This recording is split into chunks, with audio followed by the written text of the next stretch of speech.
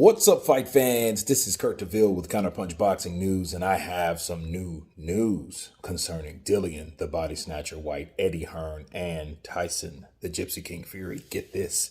Dillian Whyte handed a deadline to accept the Tyson Fury fight as the silence continues. Whyte and Fury are mandated to fight for the WBC heavyweight title by April 29th after a record-breaking purse bid from Frank Warren, but the challenger has remained silent on if he's going to take the fight or not. Dillian Whyte has handed a less than 3-week deadline to agree to terms for his world heavyweight title fight with Tyson Fury. The British duo are mandated to fight for the Fury's WBC heavyweight championship belt, but Whyte believes he deserves more than 20% of the purse bid due to his history of selling pay-per-views in the UK. The WBC argued that the gap between Fury and Whyte's last purses as submitted to the governing bodies is actually bigger. It actually is a bigger disparity than 80-20, which is their mandated split. And they have now told Whyte that he must have signed an agreement to fight by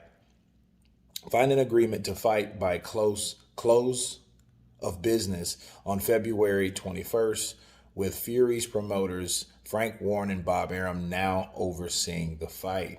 Whyte has remained completely silent about the bout since the fight was confirmed at a purse bid last week, bearing a 2-word message to Fury on Instagram saying, "Just work." Let me counterpunch. They're really putting the heat on. And rightfully so, because, you want to hear something. You want to know what you expect to do. If you're not going to accept it, just say, I'm not going to accept this shit. I'm better than this. I'm better than the money that they're offering. That's the reason why I'm taking the WBC to court myself, because of shit like this. Say something. Just don't sit there in quiet or silence, because that's not good for anybody. Because I couldn't off the top of my head imagine why they would stay silent. I have no idea.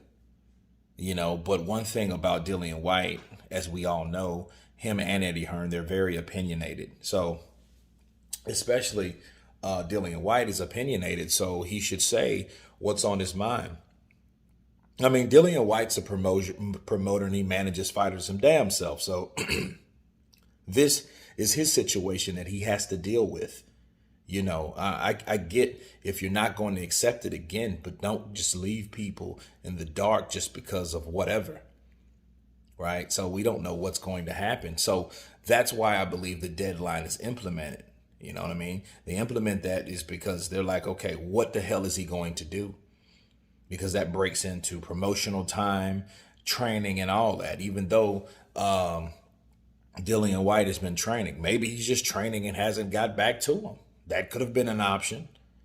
But again, when you leave people in the dark and you tell them nothing could mean anything when it comes to people expecting you to fold, right? Or come forth.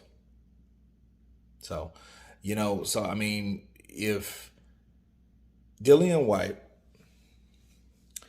if he's going to take this fight, just take the fight. If he's not, don't. Right? Because we all know that the WBC doesn't have his best interest at heart. We do know that Eddie Hearn always has a backup plan for his fighters. We know that. But at least tell us that. And if Dillian Whyte didn't tell us that, at least Eddie Hearn should have told us that. Okay, so this is what makes that so weird. So they have put a deadline on it. They're putting the pressure on him. That's what, sanctioning bodies do, especially one that doesn't care for Dillian Whyte at all. Okay. And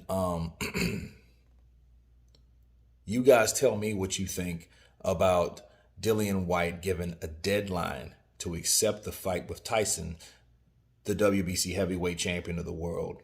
Please subscribe, and you guys been Counterpunch.